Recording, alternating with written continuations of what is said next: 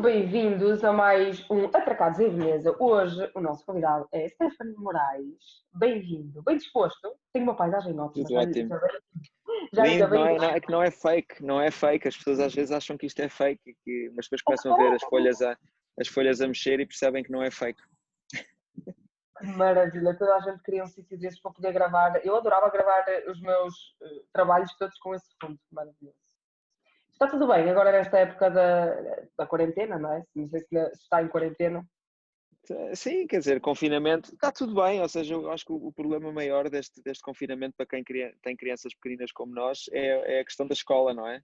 Ou seja, mantê-los focados na escola, particularmente para miúdos que estão na primária, é muito difícil. Precisam de muita ajuda e realmente não sei como é que é com dois pais a trabalhar e com pouco apoio, muito difícil. E outra coisa muito difícil é, eu acho que as crianças agora que têm estado, em geral, sem escola presencial e que não têm às vezes acesso aos meios informáticos e todos os meios que outras pessoas mais privilegiadas têm, acho que as crianças estarem 6 meses fora do ambiente escolar propriamente dito, acho que é muito grave para o país. É verdade, sem dúvida alguma. E eles, a maior parte das crianças tem até, já estamos a falar sobre isso até com os nossos meninos, já acho que os posso chamar meninos, todos são estudantes, porque realmente as pessoas estão com muito mais trabalho, mesmo quem está em casa, está com muito trabalho. E de repente é difícil ter que lidar com os filhos que são novos e para eles perceberem estas horas que nós temos de estar realmente focados no nosso trabalho. Isso é um desafio, não é? Sim. É um desafio muito grande e que eu acho que vamos pagar todos muito caro por isso, até a nível de relações familiares e tudo. Ou seja, eu acho que essa é a parte que, às vezes, quando as pessoas dizem assim, agora, para o tempo de confinamento, se calhar devia experimentar fazer um curso de DJ online. Desculpe, eu não tenho tempo sequer, às vezes, para fazer o básico para mim próprio. E será talvez para pessoas que estão sozinhas e que não têm nada para fazer, enfim, mas quem tem crianças pequeninas, garanto que não tem tempo para cursos de crochê nem de DJ online. Está completamente assoberbada e os dias são todos iguais, não há dia de semana nem de fim de semana, é tudo igual. E esse é que é o problema do confinamento, eu acho, é as relações familiares e tudo isso, mais do que o vírus, porque o vírus, aparentemente, mal ou bem, está bastante concentrado em pessoas com determinada faixa etária, com determinadas condições. Está mais ou menos controlado também, não é? Os números Também são... pelo trabalho que os portugueses fizeram, digamos, de se manterem quietos e fechados em casa. Mas isto é insustentável a partir de agora, não é? Porque Claro, as sim. consequências são enormes. Eu sinceramente acredito mesmo que a partir do dia 1 de junho as coisas vão mesmo começar a funcionar quase, se calhar é só uma ideia minha, mas eu quero acreditar que isto tem de voltar à normalidade, não é? Nós não podemos viver desta forma. Sim, mas, por exemplo, os restaurantes vão estar condicionados a só ter uma espécie de cotas. Como é que um restaurante pode ser viável se só puder ter metade das mesas ou um terço das mesas com afastamentos e com isto? Ou seja, portanto, a abertura também a ser feita assim também não dá, não é? Porque os negócios não são viáveis, A maior parte portanto não é quer complicado. abrir a porta, não.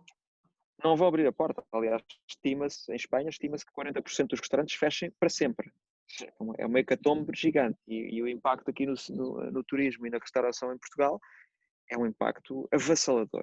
Avassalador até porque as medidas, digamos, bem pensadas, mas que até agora não foram executadas em termos de apoio de tesouraria às empresas, tardam em chegar e, portanto, as empresas estamos a chegar a uma espécie de precipício em que as empresas já não têm dinheiro para pagar os salários, não têm os empréstimos, etc., com garantia, não chegam às empresas e, portanto, temos aqui uma situação muito complicada para países que não têm Eu acho que muita folga. nunca fez tanto sentido aquela palavra que estamos todos fartos de ouvir, que é reinventar. Nós temos mesmo de arranjar soluções para resolver este problema e no caso da restauração tem os takeaways, as entregas ao domicílio, para tentar, que nunca vão obviamente comatar este problema, não é? Esta falha, mas acredito eu que ajudem em determinada parte, não é? As pessoas estão-se a reinventar, mas há muitas empresas que que não há reinvenção possível, não é? E também há muitas pessoas que não têm essa capacidade, ou seja, eu acho que há esta transformação digital que agora está a haver, que é ótima, não é? Para a economia, portanto, foi uma transformação digital induzida pelo Covid, em que já se falava, etc., e agora de repente já somos todos digitais, é ótimo, Mas nestas grandes transformações há sempre uma grande parte da população que fica para trás e que sofre. E, portanto, são tempos muito difíceis. E nos países que têm pouca folga orçamental, como é o nosso caso, em que não se consegue distribuir assim dinheiro rapidamente a toda a gente, porque o que fez a Alemanha, os Estados Unidos e outros foi mandar dinheiro para a conta bancária das pessoas e das empresas, quase sem perguntas, não é? Em muitos casos sem perguntas. E nós estamos aqui naquela fase em que não há assim muito dinheiro e, portanto, basicamente inventam-se assim uns procedimentos para se aceder às coisas que depois não funcionam, por muito que haja boa vontade e no meio da urgência, e eu acho que nós temos um problema muito grave. Em particular, não abrindo as fronteiras, porque não abrindo as fronteiras não vêm os turistas, não há turistas, não há restauração e não há turismo, e não é com a procura interna que vamos lá com as coisas fechadas como estão ainda, portanto, e depois com restrições nas praias, isto e aquilo, enfim. É um bocadinho incompreensível como é que nas praias tem que estar a X metros de distância e depois nos aviões já se pode estar a falar dos outros. Quer dizer, Pois é isso, é os espaços culturais, os teatros e etc. Têm aquelas limitações de uma fila de intervalo, 2 lugares e não sei o quê, e depois temos os aviões a funcionar neste momento com normalidade. Ninguém entende muito bem. Eu acho que isso é daquelas inconsistências que ninguém faz de propósito, mas que traduzem um bocadinho o poder, se calhar, de lobby de algumas indústrias, Claro. que é justificado, ou seja, as linhas aéreas, se não vierem com os aviões cheios também, elas mesmo com os aviões cheios são inviáveis, quanto mais com os aviões meio vazios, não é? O problema é que não são só as linhas aéreas, são os restaurantes, é tudo, não é? É tudo. E, portanto, enfim, mas as coisas não têm corrido mal em Portugal em termos de saúde, pelas medidas que foram tomadas e pelo comportamento, mas em termos económicos estão a correr mal e vão correr muito mal, infelizmente. Bem, vamos tentar animar esta conversa, vamos acreditar que as coisas vão melhorar, não é? Eu acho que a malta, é que quem vai ver isto são acima de tudo estudantes, não é? Nós temos de lhes mostrar que isto vai ter que mudar, não é? Isto vai melhorar, Vai passar, mudar muito, não é? vai passar. Sim, mas temos sol, enfim. Claro, temos um tempo maravilhoso, temos o melhor país do mundo, temos praias limitadas, mas temos esta maravilha. Estão para aí 30 há boa comida na mesma, nem que seja com afastamento, enfim, pronto. É verdade. Nem que seja com com os vidros a tapar, os vinis, a coisa resolve, nós tapamos. Vamos agora falar sobre a engenharia civil, ou então como é que se vai da engenharia civil para uma carreira de investidor? Como é que se passa disto? É um bocadinho complicado, realmente, é uma história de 20 e tal anos, mas essencialmente, sim, eu fiz engenharia civil porque achei na altura, quando tinha 15 anos, que queria ser engenheiro. Só quando tem 15 anos não sabe quase nada, não é? Ou seja, tem uma visão, nem sabe que não sabe sequer. Ou seja, e também há poucas pessoas com quem falar, às vezes, não é? A pessoa não chega a um sítio e diz, olha, para ti o que é bom é isto, porque estas são as opções. A pessoa vai formando as suas ideias. Mas eu não me arrependo de ter feito o curso, pelo contrário, gostei imenso de andar no técnico.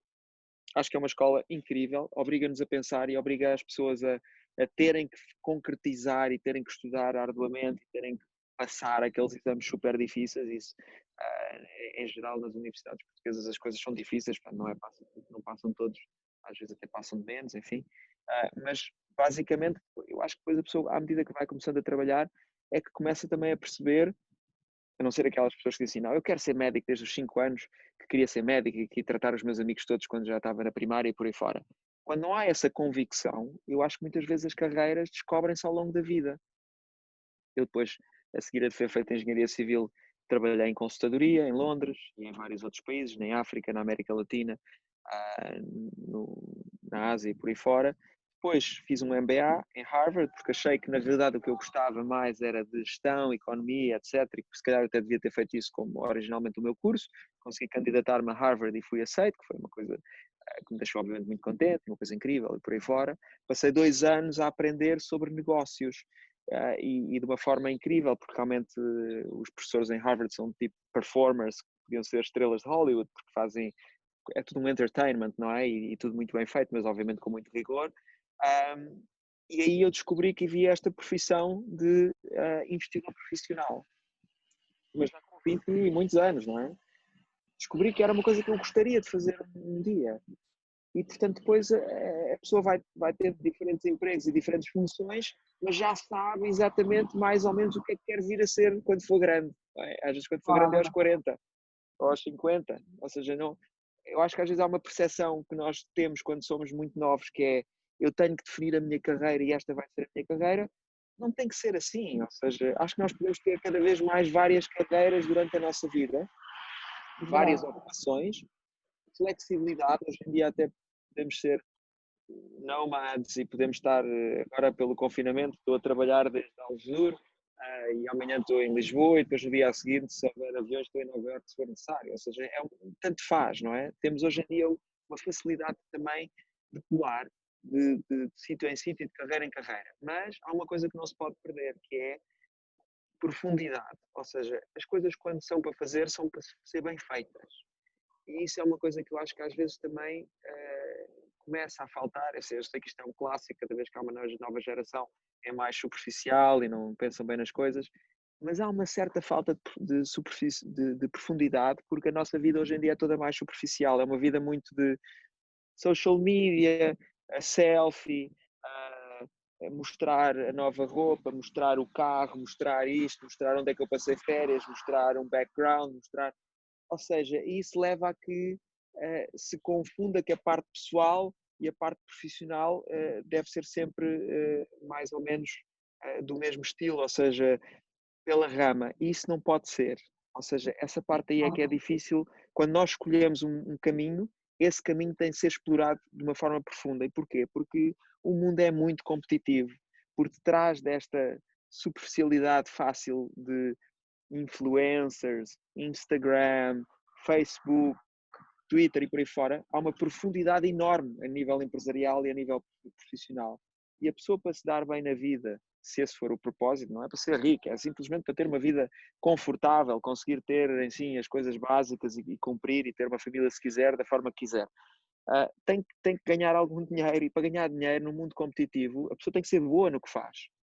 E, portanto, tem que se equilibrar a questão de eu vou ter uma ou várias carreiras durante a minha vida, que será uma vida se calhar mais longa do que era antigamente, e se calhar começo uma carreira nova aos 60 anos, não tem problema nenhum, e uma aos 40, e uma aos 20 e por aí fora, mas o que eu fizer tem que ser bem feito.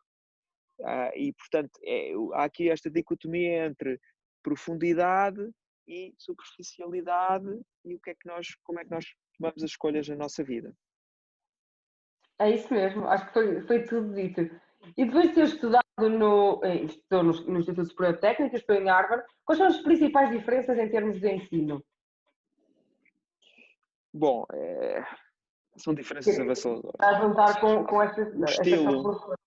sim, o estilo, digamos, do Instituto Superior Técnico e das universidades portuguesas em geral, é um estilo que hoje em dia já não é tão distante dos alunos, mas ainda é um bocadinho, ou seja, são muito, portanto, o professor coloca-se em frente ao aluno, dá a matéria, escreve no quadro, recomenda leituras, faz exames e há aulas práticas e por aí fora.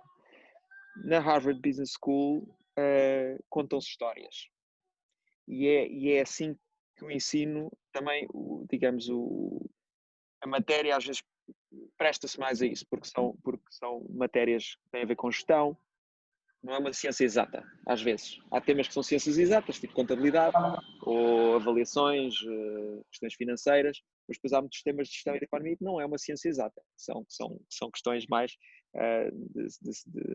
digamos, de opinião, de questões que são conflituantes, e, portanto, a Harvard Business School, digamos, é o grande promotor e, creio até o inventor dos casos de método dos casos, não é?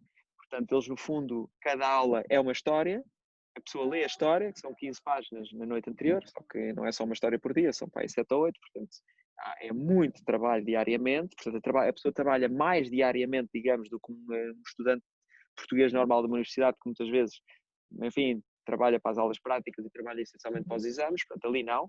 O trabalho para os exames não existe, o que existe é trabalho diário de perceber o que é que aquele protagonista daquele caso, o que é que lhe estava a acontecer, qual era a decisão que estava em frente àquele ao CEO da Coca-Cola ou, digamos, ao diretor de marketing de uma startup ou o que quer que seja, ou daquele gerente de um banco de investimento, e, portanto, basicamente ali a matéria está por trás da história. E depois sim tem que fazer análise, digamos, de Excel e de estratégia e tudo isso, económica e financeira, mas a forma de ensinar é uma forma é storytelling.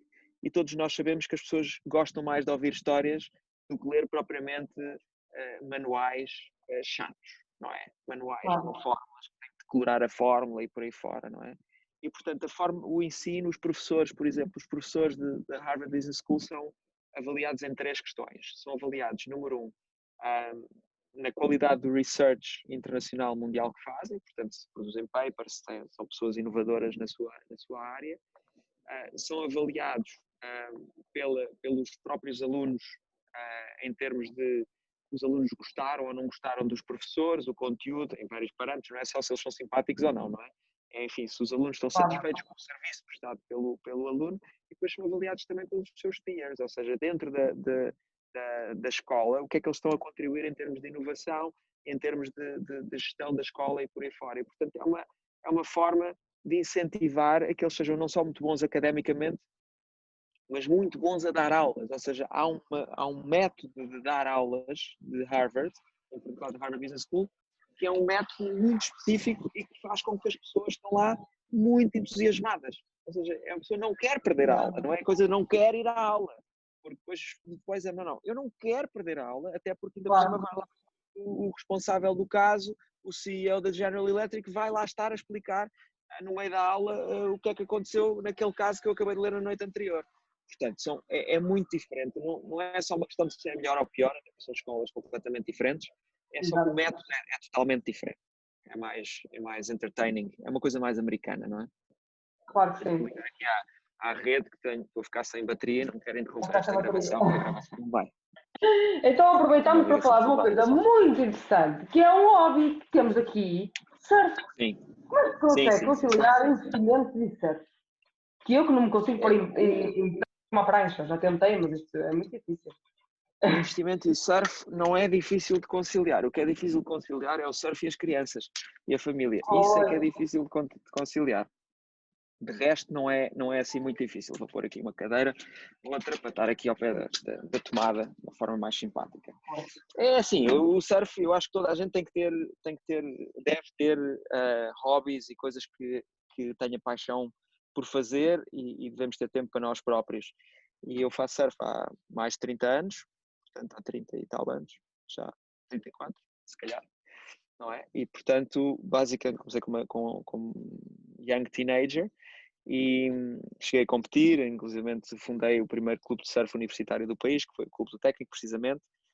Foi muito giro, fizemos muitas viagens e tal, e basicamente foi uma coisa que fui mantendo à medida que fui vivendo em diferentes países, sei lá, quando vivi na Argentina, no Panamá, em Moçambique, na África do Sul, e aproveitando sempre para fazer um bocadinho de surf também nesses países, não tanto obviamente como quando era estudante e quando estava no técnico, e depois há fases da vida que a pessoa não consegue fazer nada, não é? E que fica completamente fora de forma e parece que está de volta à estaca zero. E depois há fases da vida que a pessoa consegue conjugar as coisas um bocadinho melhor. Portanto, é uma grande paixão e é importante, seja surf, seja outra coisa qualquer, o importante é que a pessoa continue a fazer desporto a vida claro que inteira e sim, tenha tempo também para si próprio, não é?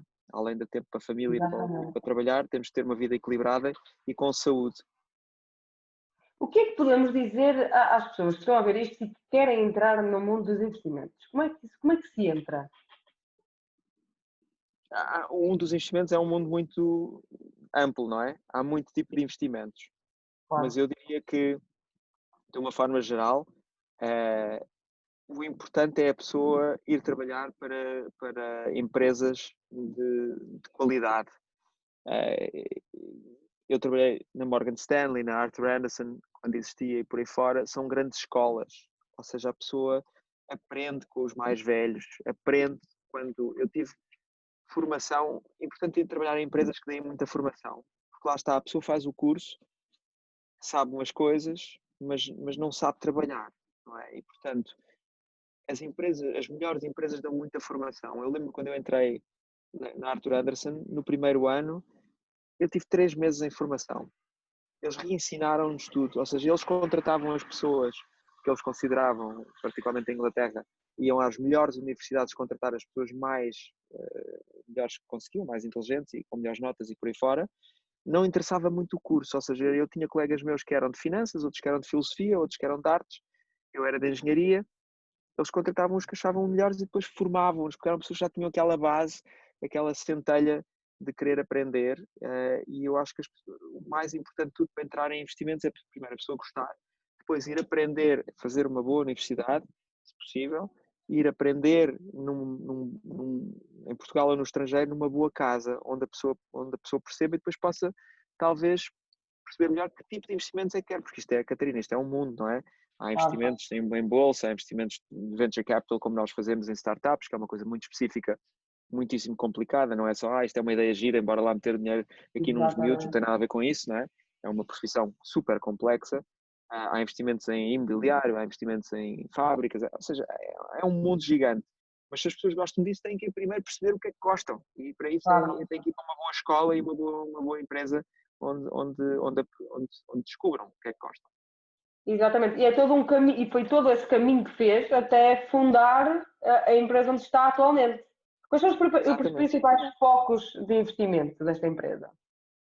Ou seja, nós investimos, nós nestes últimos anos, mesmo antes quando eu estava num banco onde eu dirigia essa parte de investimento, investimos em tudo o que foram as startups portuguesas que são conhecidas e que foram grandes casos de sucesso, incluindo a Farfetch, a Unbearable, Uniplaces e muitas outras. Praticamente todas as que são aí conhecidas na praça pública foram investimentos feitos por nós, mais cedo ou mais tarde, e depois, em determinada altura, decidimos montar o nosso próprio fundo. Portanto, eu saí da Caixa, literalmente, e basicamente fundei o meu próprio fundo com investidores de todo o mundo, que se enfoca em encontrar startups, particularmente portuguesas ou espanholas, que sejam empresas, em geral, todas de tecnologia, porque têm que ser empresas de tecnologia para crescer muito rapidamente, que sejam únicas à escala mundial, porque esta moda também de que agora tudo é uma startup não é assim, ou seja, se a pessoa abre uma pastelaria não é uma startup, não é uma startup, não é? Portanto, nem tudo é uma startup. Uma startup é uma coisa que é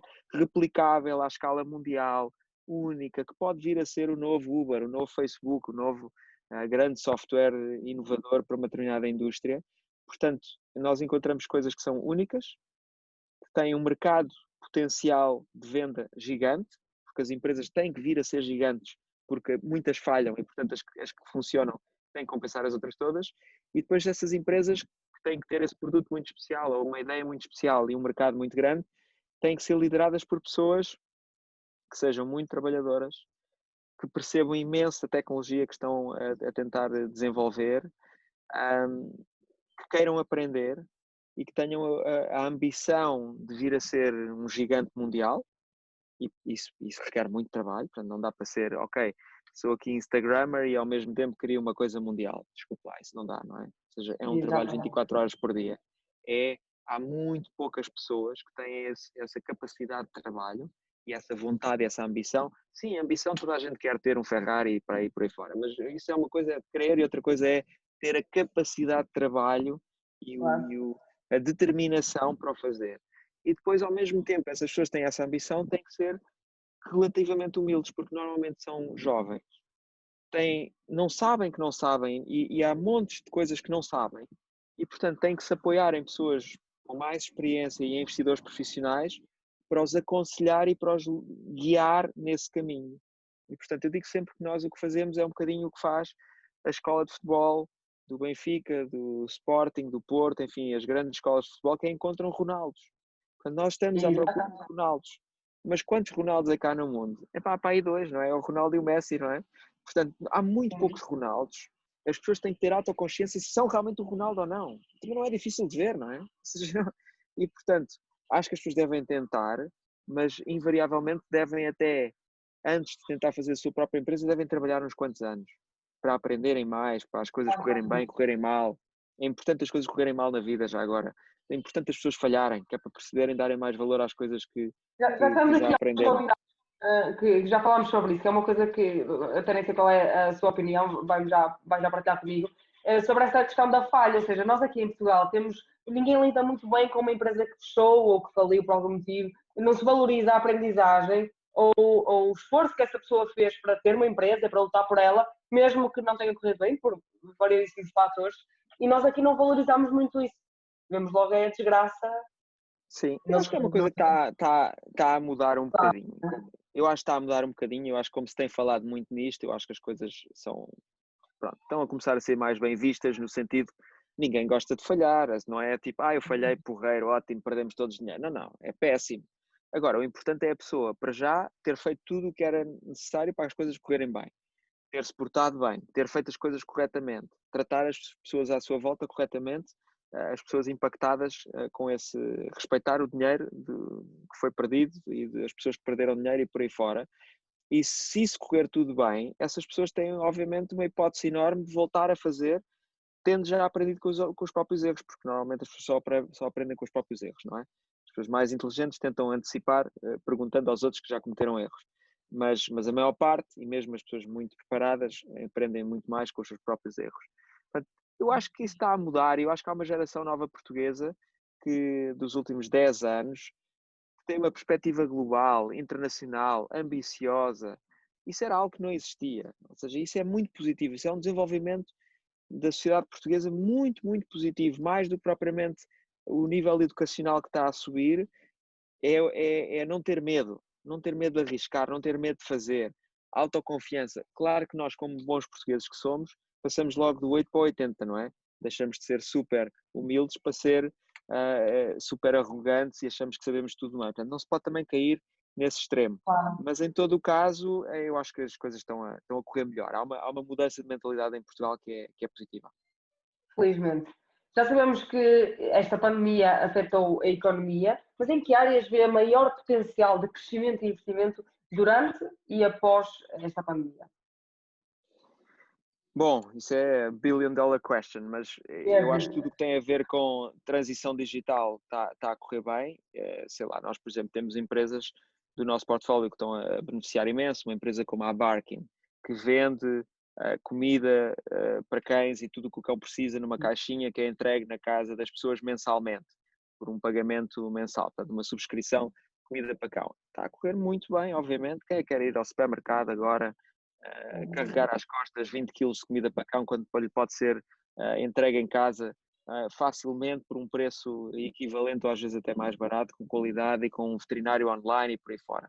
Ou, por exemplo, empresas como nós temos uma empresa alemã que é a Tier, trotinetes elétricas, que ao princípio da crise até, enfim, as cidades fecham, ninguém anda de trotinete, nem de carro, nem de coisa nenhuma. Mas quando as pessoas voltam à rua, não querem andar de transportes públicos. Vão andar de trotinete, não é? Ou empresas como, por exemplo, a Zen Club, de terapia emocional e de suporte emocional às pessoas e mental, que está essencialmente focada no Brasil, mas que vai abrir agora também cá, em que as pessoas estão confinadas em casa, a darem malucas com as famílias e com os filhos e com o homeschooling e com a cozinha e com limpar as sanitas e mais não sei o quê, e precisam de suporte emocional. Disparou, obviamente, disparou, entrega de comida, tudo o que seja online está agora a disparar por essa questão. Depois há questões mais clássicas de investimento. Obviamente que se a pessoa, numa grande crise, investir no mercado de ações de uma forma inteligente e se esperar, se tiver, não é para ganhar já, se tiver paciência para esperar 1, 2, 5, 10 anos, se calhar agora é um momento de investir, ou se calhar aqui há uns meses atrás, quando as coisas afundaram imenso, é um momento de investir e dizer assim, ok, agora fica lá durante 10 anos, porque obviamente num prazo longo as bolsas recuperam sempre. O imobiliário existirão oportunidades, porque obviamente a quebra, o imobiliário estava muito alto, vai haver uma correção, vai haver provavelmente uma recessão económica prolongada, portanto o imobiliário sofre sempre, existirão boas oportunidades de compra ou de investimento em imobiliário, cá não já, mas daqui a uns meses, quando os proprietários que não conseguirem manter as casas e que tiverem dívidas aos bancos vão ter que começar a vendê-las e por aí fora. Mas também vai haver consequências negativas, não é? Se calhar primeiro vão as claro. empresas, a seguir vão os bancos e depois a seguir vem a troika, que é o costume, não é? É sempre assim. E agora para os jovens empreendedores, para os jovens que estão a pensar em criar negócio, vale a pena começar uma empresa neste momento ou no futuro próximo? Absolutamente, absolutamente. Aliás, são nestas alturas de crise que, em geral, aparecem grandes empresas. Muitas das grandes empresas mundiais hoje em dia de tecnologia, as Ubers da vida, começaram durante a última grande crise, porque estão a responder a novas necessidades. Portanto, quem souber agora identificar uma necessidade que não está coberta pelo mercado, porque há uma mudança de comportamento dos consumidores finais ou das empresas que necessitam esse tipo de apoio, agora é o momento de lançar a empresa. Capital, há sempre capital, ou seja, para boas ideias, boas equipas, há sempre capital.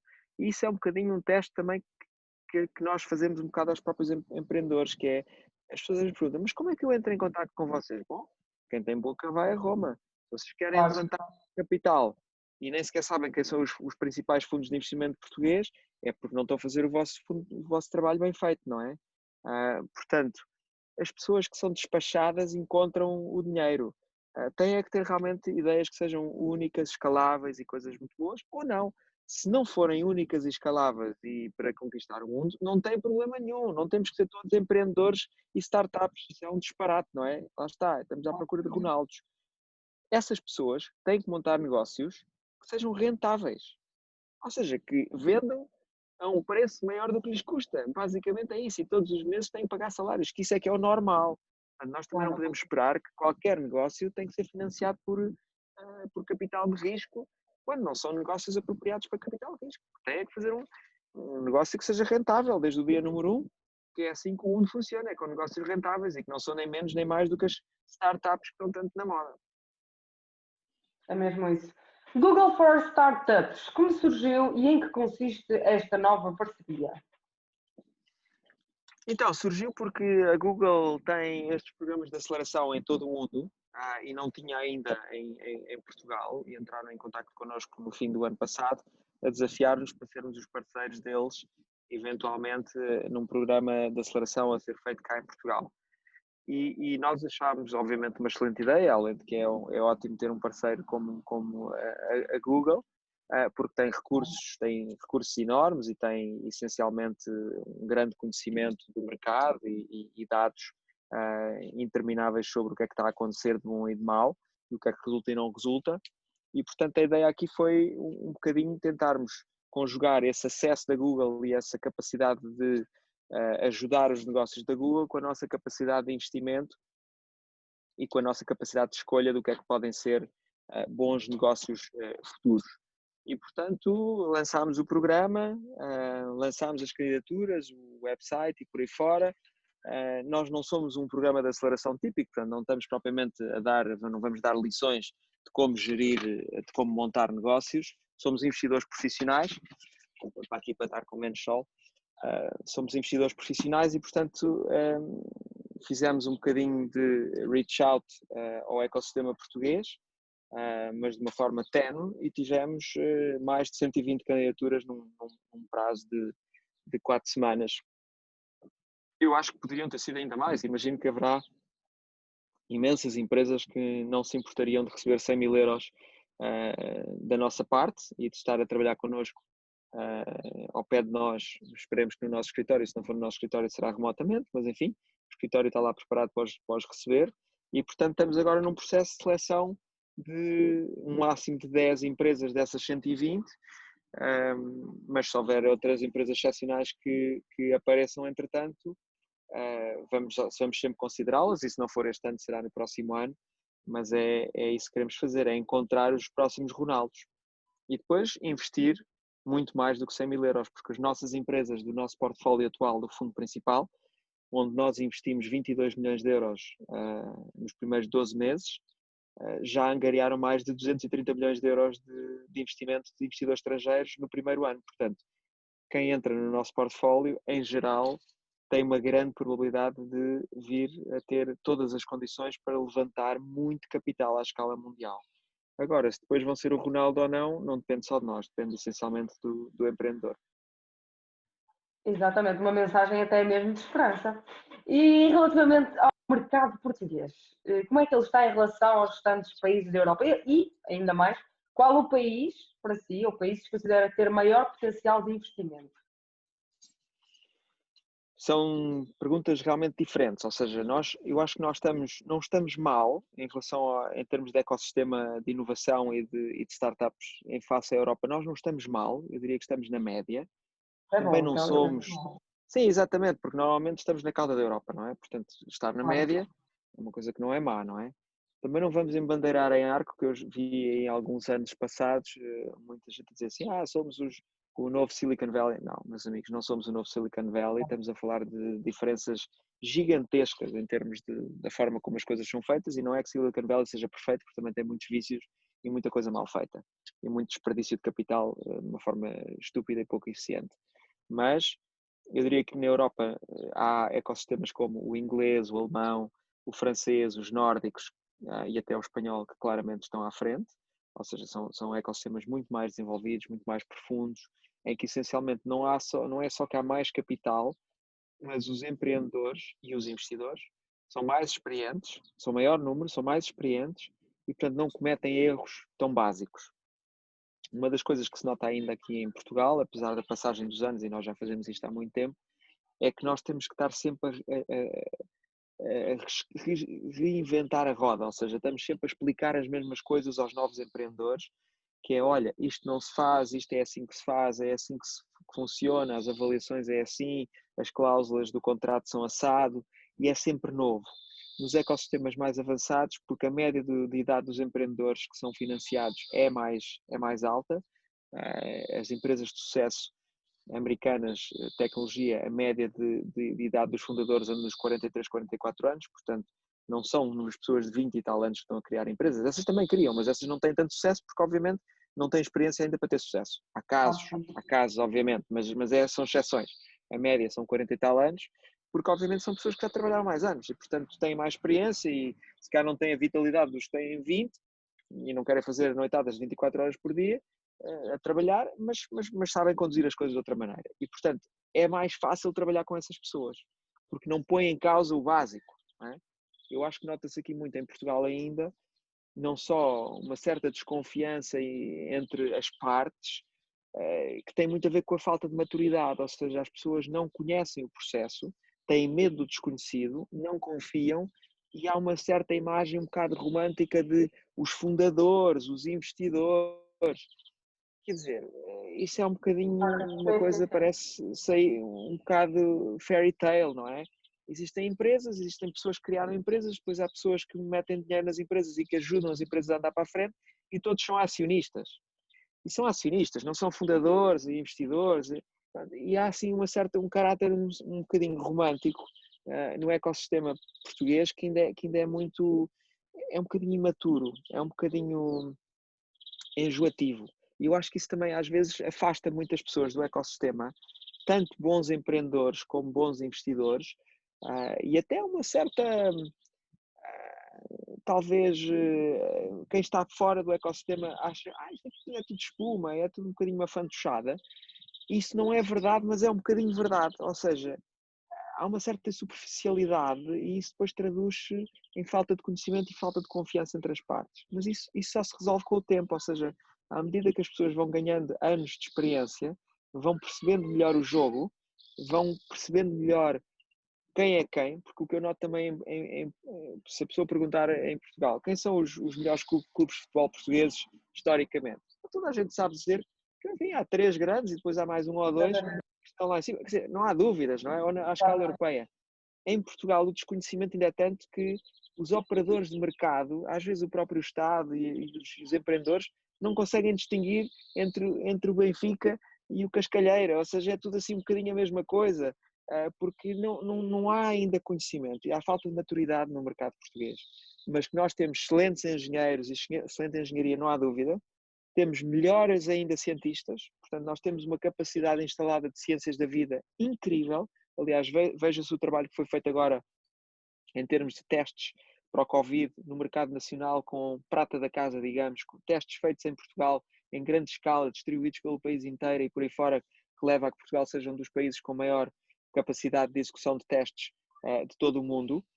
E, portanto, basicamente é uma capacidade instalada que nós temos e que tem todo o potencial. Agora é só uma questão realmente de nós termos a capacidade de crescer, ficarmos mais confiantes, percebermos melhor como é que o jogo se joga e sermos um mercado mais de referência a nível europeu. Mas não estamos maus. Eu sou juiz muitas vezes de competições de startup na Europa inteira e às vezes até fora da Europa, e as mesmas más ideias que há cá também há noutros países. E as boas ideias que há lá também há cá. Portanto, não estamos mal. Ainda bem. Terminamos assim, então, com esta mensagem positiva, que nós começámos assim, meio assustados com a pandemia, mas agora deixámos aqui uma mensagem de esperança para quem nos está a ver, para estes jovens estudantes, na sua grande maioria, que podem É isso. acreditar que possivelmente o Stefan ainda vai investir nas suas empresas, nas empresas desta malta que está a ver isto. É perfeitamente possível. É questão de entrar em contato connosco. Claro que sim, É então, preciso olha, confiança e humildade. Isso é importante. e Confiança e muito saber trabalho, ouvir. muito trabalho, não é? E muito trabalho, obviamente. Muito trabalho. Muito obrigada, foi muito bom e Obrigado, muito boa Catarina. continuação nesse sítio maravilhoso que eu já estou com uma inveja que já queria ir para aí também. É, então, é só vir, é É vir. lindo, isso é lindo. Muito obrigada.